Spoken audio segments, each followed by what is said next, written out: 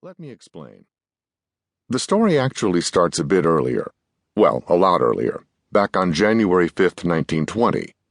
That was the day the Red Sox sold a 24-year-old kid named Babe Ruth to the New York Yankees. Up until that point, the Red Sox were the kings of baseball. They'd won 5 of the first 15 World Series. Ruth led them to the championship in 1916 and 1918. But after they sold him to the Yankees, the Red Sox would not win another World Series for the rest of the 20th century. And the Yankees, who had never won a World Series before Ruth arrived in New York, would go on to win 27 of them and become the most dominating team in baseball. The Red Sox were cursed, it was said, because they'd sold Babe Ruth to the Yankees. It was called the Curse of the Bambino. It's not that Boston had lousy teams all those years.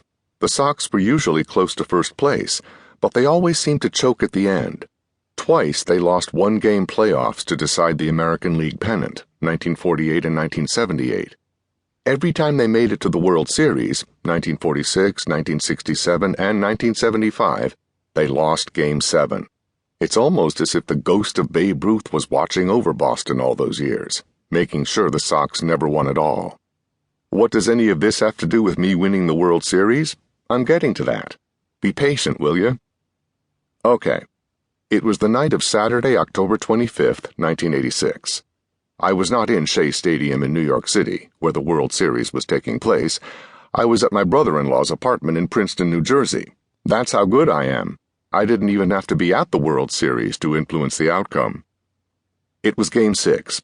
Boston won the first 2 games, and the New York Mets won the next 2. Game 5 went to the Sox, putting Boston ahead 3-2. One more victory, and the Red Sox would be world champions for the first time since 1918. The curse would finally be over. 68 years. That's a long time to wait. People had been born, lived their lives, and died of natural causes since the Red Sox had last won. The last time the Sox were world champions, there was a world war going on. The first one. Personally, I never cared if the Red Sox won or lost. What I cared about was the New York Mets. I grew up in northern New Jersey, and I had been a Mets fan since I was 10. That's 1965, when they were just a few years old and really awful. I'm talking about laughably bad. Most of my friends rooted for the Yankees, who won the pennant every year and had superstars like Mickey Mantle and Roger Maris. Me, I like to root for underdogs. So, let's get back to the 1986 World Series. As I said, one more win and the Red Sox would be champs. Roger Clemens, 24-4, was the Boston starter. Bob Ojeda, 18-5, for the Mets. In the top of the first inning, one of those only in New York moments occurred. Ojeda was about to throw a pitch when everybody began pointing up in the air at something. A yellow parachute was floating down into the stadium. No kidding. It had a "Let's Go Mets" banner trailing behind it. The parachutist, an actor named Michael Sergio, landed near the pitcher's mound. He jogged over to the Mets dugout, slapped hands with pitcher Ron Darling, and was led away by the police. That should have been a tip-off that this was going to be one of those games you'd remember for a long time. Anyway, Clemens had a no-hitter through 4 innings. His fastball was clocked at 95 miles per hour, or faster, on 27 pitches. Ojeda, never a power pitcher, looked like he was chucking bowling balls in comparison. The Red Sox scored a run in the first and another in the second. The Mets tied it in the 5th. The Sox scored another run in the 7th. The Mets got it back in the 8th. By that time, both of the starting pitchers were out of the game. It was in the 8th inning that yours truly started to influence the course of the game. In Princeton, I was watching it on TV with my wife Nina, her sister Erica, and Erica's husband Alan. Nina and Erica were not big fans and didn't much care one way or another who won.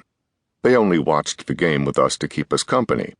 Alan rooted for the Yankees, so by definition he hated the Red Sox. But I was the lone Mets fan.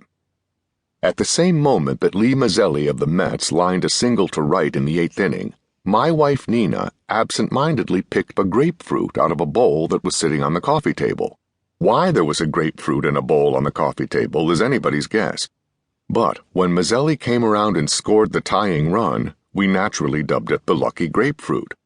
Furthermore, as a group, we determined that Nina should hold the grapefruit for the remainder of the game. Not that any of us were superstitious, mind you, but it certainly couldn't hurt to hold a grapefruit while watching a ball game, right?